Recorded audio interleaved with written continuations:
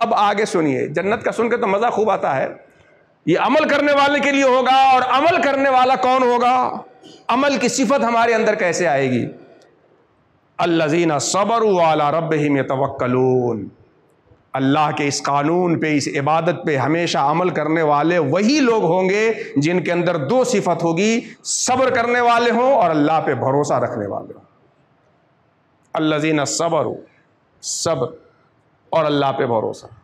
صبر اور توکل یہ خود ایک مستقل چیپٹر ہے، مستقل موضوع ہے، لیکن اس آیت میں کیا سکھایا گیا کہ اگر ہم اللہ کی عبادت پہ قائم رہنے والے بن سکتے ہیں، عمل کرنے والے رہ سکتے ہیں، تو اس کے لیے دو صفت چاہیے ہمارے اندر، ایک صبر اور دوسرا توکل۔ اب ایک حدیث شریف پڑھ کے آپ کو اس صبر اور توکل کا ایک خلاصہ آپ کے سامنے رکھوں گا۔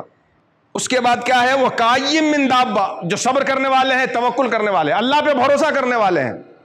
آنے دو یا ڈبو دو، اب تو تمہاری جانب کشتی تمہیں پہ چھوڑی، لنگر اٹھا دیے ہیں۔ اپنی زندگی کو زندگی کے دینے والے کے نام کر دیجئے، مولا تیری مرضی، تو غریب بنائے، امیر بنائے، فقیر بنائے، بادشاہ بنائے، مریض بنائے، طبیب بنائے، صحیح بنائے، سقیم بنائے، نہ عالم میرا عالم ہے، نہ خوشی میری خوشی ہے، مجھے جس طرح تو رکھے تیری بندہ پروری ہے۔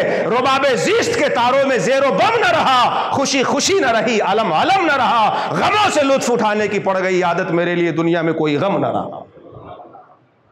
علی ربہم یتوکلون، صبر کرنے والے ہوں اور اللہ پہ بھروسہ رکھنے والے ہوں۔